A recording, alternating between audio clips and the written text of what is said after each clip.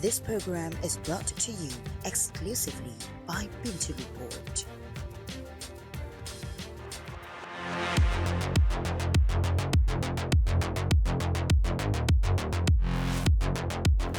Today, most of us crisscross between two worlds, one here and one in cyberspace, where the battle for security has evolved. 82% of Malaysians uses internet. Now, when we talk about social media, this is where the digital warfare begins.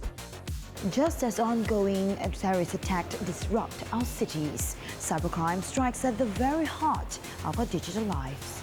When we talk about digital warfare, we are talking about matters related to the livelihood of the people.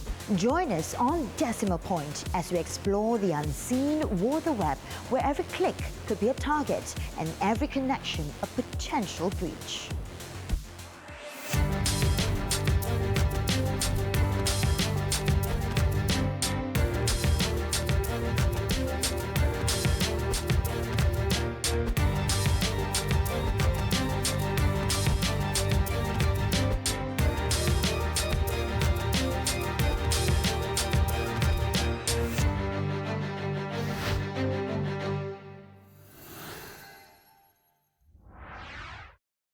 The blueprint is a living document that will transform the whole of economy and society from a conventional resource-based economy to an environmentally sustainable technology-based economy.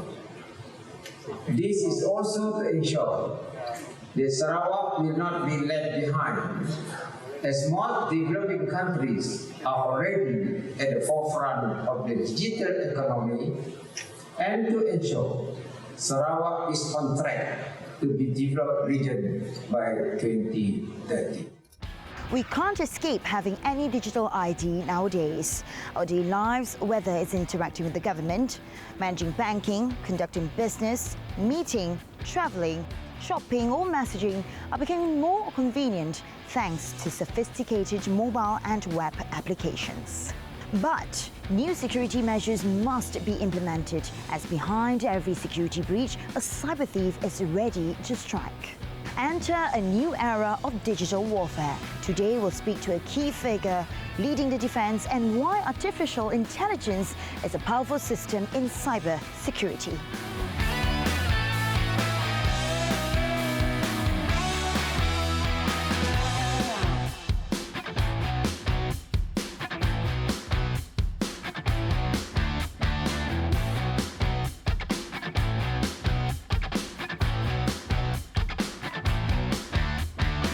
You mentioned earlier that you're also overseeing, managing, and then directing the staffs, and then you also mentioned corporate comms and sustainability. Maybe you could share on a day-to-day basis what is the role that you take on. One thing about MCMC, there's never been a dull day in MCMC. So we deals with many issues, of course, related to the people. We, as a regulator, we also play a dual role, actually, not many aware. One is about regulating the communications and multimedia sector. And the other part is also bringing in development, not only infrastructure development, but also development in the space of new knowledge, new technologies, as well as developing standards. So, and that is the part of the overall regulatory and development work that I do. But sometimes, no, not when we take actions, regulatory, or we want to introduce new regulatory instruments, or some issues related to the publics. There are, of course, relates to the image of the organizations of MCMC as a regulator. So here and there is a need to respond to issues. We need to issue statements, and sometimes to protect our interests from attack from because the public or perception being built that our initiatives have negative impact on the life of people or have negative impact on freedom of expression. So that is a lot of any actions that we did have an impact on the public and the country as a whole. The role that MCMC plays, especially in Malaysia's or the nation's digital warfare, how do you communicate it across the globe? I think what we aspire to be, we see ourselves, personally I see myself as a bridge builder. We build a bridge to address the gaps. So when we talk about gaps, there are infrastructure gaps, there are also knowledge gaps. Now, there is also always development in many spaces, in technology, for example. When we first emerged as a converged regulator, converging telecommunications and broadcasting and media in a single platform or converged platform, and we are experiencing convergence today in a good and a bad way. So when we talk about the addressing the warfare, and it has become a challenge for us, because when we establish the commission and we start to regulate the sector via the Communications and Multimedia 1998, the internet was very nascent then. The boom starts around 2010. And the social media also starts around 2006, 2002. But now, the social media has been pervasive. Now, 82% of Malaysians uses internet. Now, when we talk about social media, this is where the digital warfare begins. As a regulator, what impact do you think that AI has on the nature and also on the scale, particularly of cybercrime worldwide? Interestingly, when we talk about any form of technologies, there's always two parts of it. It's a double, I would say it's a double-edged sword. Because, technology can be used for good use and for bad use. And it depends very much on the user, who uses it.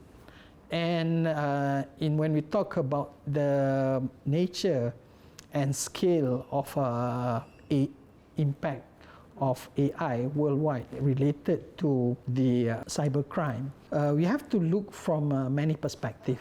One perspective is that what is the objective of the goals of the cyber criminals. Okay, we don't talk about positive use because we know what is positive. It enhances the capabilities, our accuracy in our predictions, as well as solving a lot of challenges that we are facing with a vast amount of data. But with that also, when we talk about cybercrime, talk about phishing, we talk about malware infections, we talk about DDoS attack and data breaches and ransomware. So if we look at how AI has an impact, because AI has significantly transformed cybercrime by enabling more sophisticated and large-scale attacks. From those aspects I mentioned about ransomware, DDoS attack, phishing, and cyber criminals use AI to automate phishing attack and create deepfakes and develop malware that can evade traditional security measures. So if we already have a security measure, but that does not guarantee, because the AI would enable fast automation and machine learning to overcome that security challenges or security posture that we have put inside our system. So when we talk about the impact, it could be global impact, economic costs, as well as duration and recovery.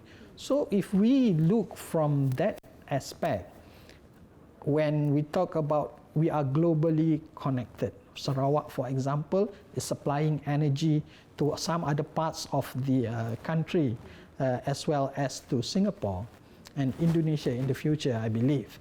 So there could be a phishing attack or attack on the infrastructure.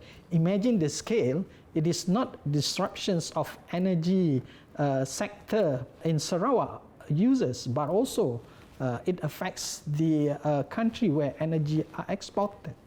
So that is when you talk about impact and scale. It depends, as I said, whether the attack is on infrastructure.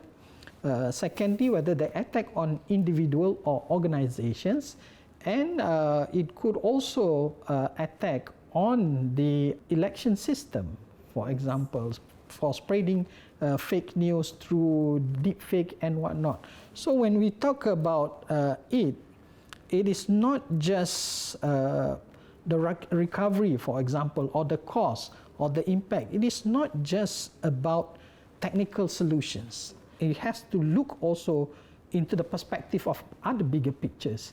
For example, country image, country security, as well as the impact on the livelihood of the people. International organizations play a crucial role in establishing guidelines and regulatory frameworks for the development of safe AI. There's a clear need for international cooperation and, in particular, a close collaboration among global services providers. Earlier you mentioned on the digital warfare actually affecting not only individually but also among digital communities, and this can also influence organizations internationally, worldwide. And also you touched on a very important point on intergovernment relations as well. Now, Dato', with all these, touching on the global trend, what are the strategies globally and also policies that currently are being developed, to combat AI-driven cyber threats? When we talk about the impact, what's the prediction looks like? Now, World Economic Forum predicted that by 2025, 10.5 trillion losses from AI-enabled cybercrime. So it is actually important when we talk about policies globally. Now, we look at EU, for example. EU have proposed AI Act to regulate the development and use of AI system, including those used in cybersecurity, to ensure that AI applications, especially in the critical sectors, are safe, transparent, and secure against misuse by cyber criminals. And domestically, Malaysia just launched the National Guideline on AI governance and ethics in September 2024. And the intention of the National Guideline on AI governance and ethics is to develop and deploy AI in a safe, trustworthy, and ethical manner. When we talk about ethical use, it's about protecting the vulnerable and creating a trusted applications. So this is where we look at collaboration at the global level. Now, we look at EU for best practices. We have, of course, our own unique ethics and social norms that we need to adhere to. But most importantly, some of the global principles of inclusivity, as well as non-biasness, those are universal applications principles that we talk about ethics. Now, on the enforcement side, we have international organizations like Interpol via the Global Cybercrime Program focuses on the capacity building for law enforcement organization capabilities in managing, investigating, as well as building capacity for investigators to look for the suspect. In terms of these capabilities, in Malaysia, for example, Malaysia collaborates with ASEANPol, Interpol to develop a capacity in this area. One other important element in AI is the aspect of talent. Sarawak has made a positive move in embracing STEM in its education system. That will give a lot of opportunities actually for Sarawakian to embark in AI technology.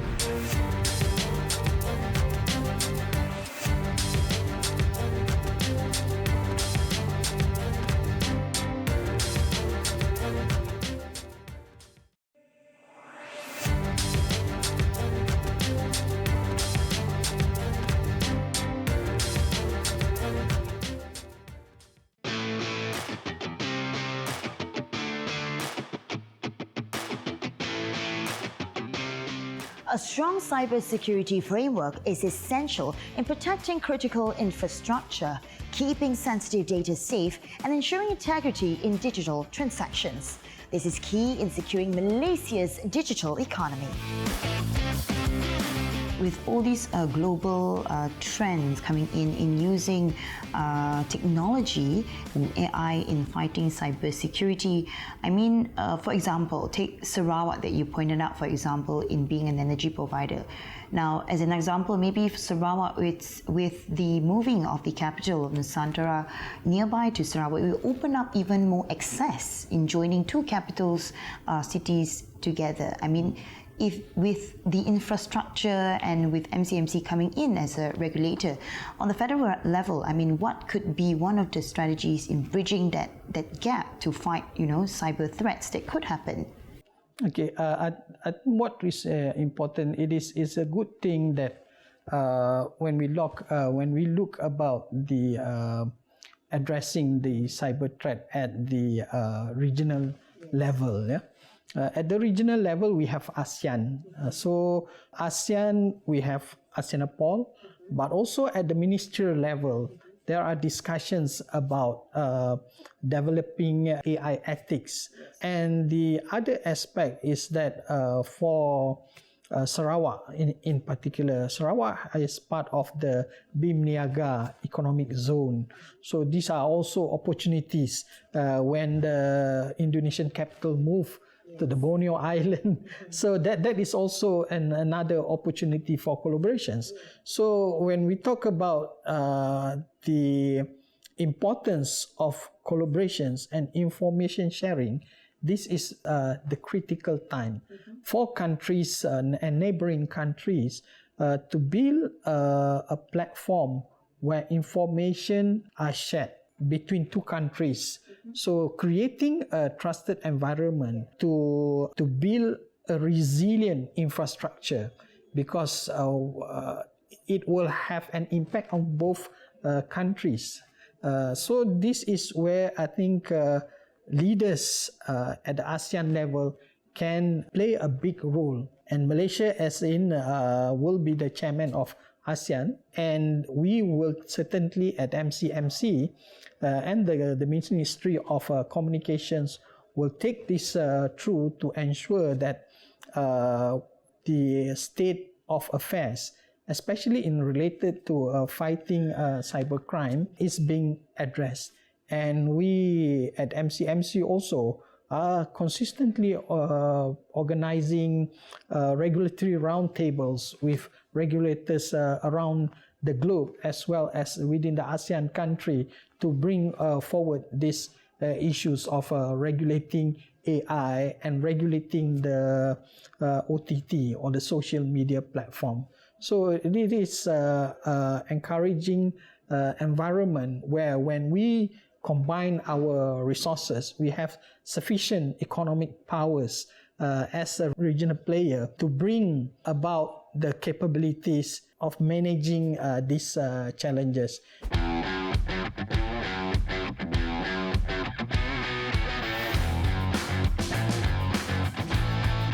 Coming from regulatory and then coming over the years of your experience, I mean, what are, as we know, maybe one of the significant challenges that you pointed out is bridging the digital divide and also in having its awareness among generations. For example, older generations, as you pointed out, they might be more influenced into phishing, into scams, into chain messages. So being that one of the significant challenges, what are the other major challenges but also the opportunities that cybersecurity and AI has in this realm? I think when we talk about Sarawak challenges, I think there are three major components or challenges that I can say. One is the level of infrastructure. Now there's still a lot of gaps in terms of network availability.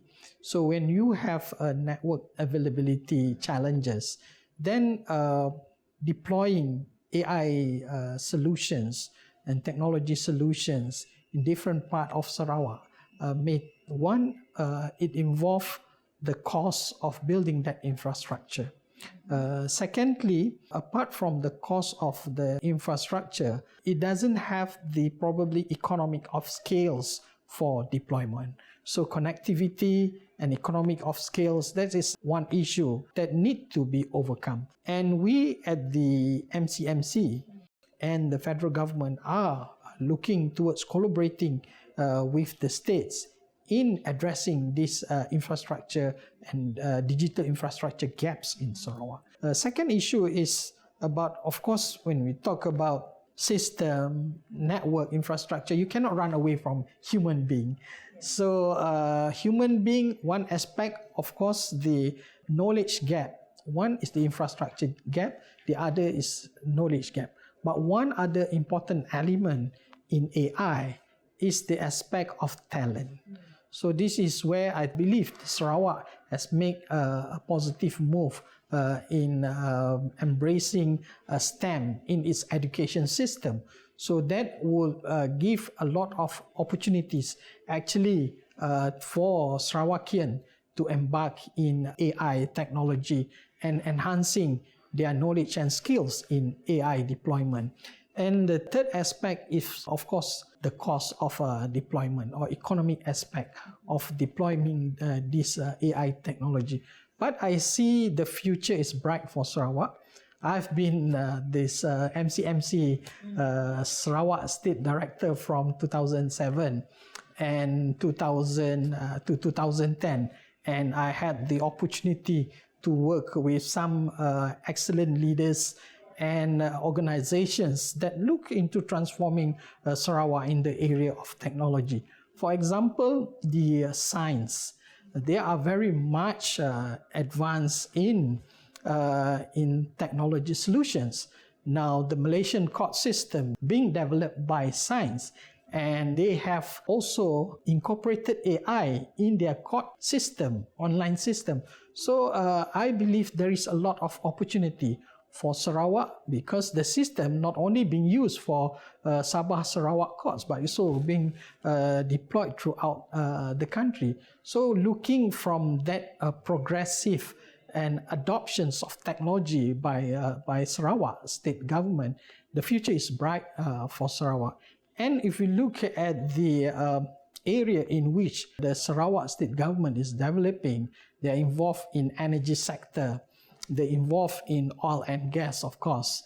And these are also opportunities to deploy AI technology solutions to this sector. But at the same time, taking or be mindful of the risks related to AI attack to this critical infrastructure and economic activities of oil and gas. And recently also, Sarawak is also buying banks.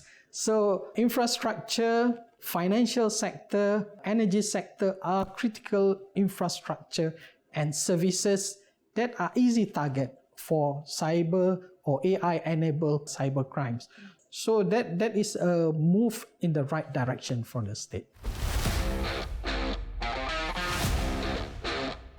The Cyber 999 Incident Response Centre of Cybersecurity Malaysia has alerted a significant rise of cybersecurity incidents affecting Malaysia. These attacks have primarily targeted networks and websites of private organisations and the government of Malaysia. All right, Dato', you mentioned earlier also part of the initiatives made by Sarawak on its Artificial Intelligence Centre and also part of its initiative towards the Sarawak Digital Economy Blueprint Agenda by 2030. Now, with all these initiatives and bridging the digital gap with the nation being in place, I mean, what are your future predictions for AI in cybersecurity and, of course, the digital warfare that we probably will have in Sarawak that you could share? As Sarawak move progressively and as it is part of Indo-Pacific region, I foresee that there is challenges in terms of AI-generated warfare, in particular related to disinformation as misinformation.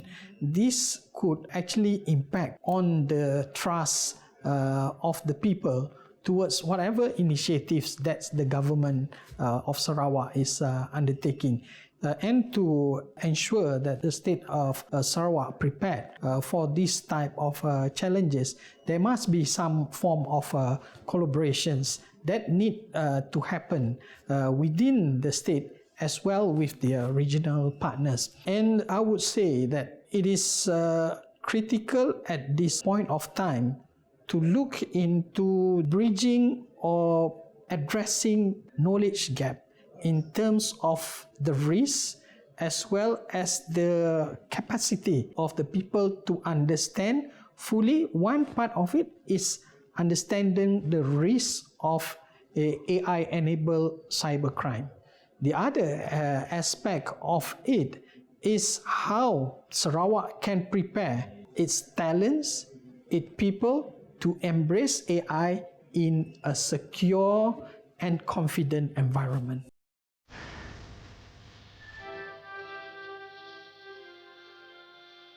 With Malaysian internet users exceeding over 33 million in 2024 and over 83% active on social media, both the digital landscape and technology are evolving rapidly. We must continually reassess our cybersecurity strategies. And just a reminder before we close, from all of us on Decimal Point, as we navigate AI and digital warfare, to stay safe and stay vigilant online.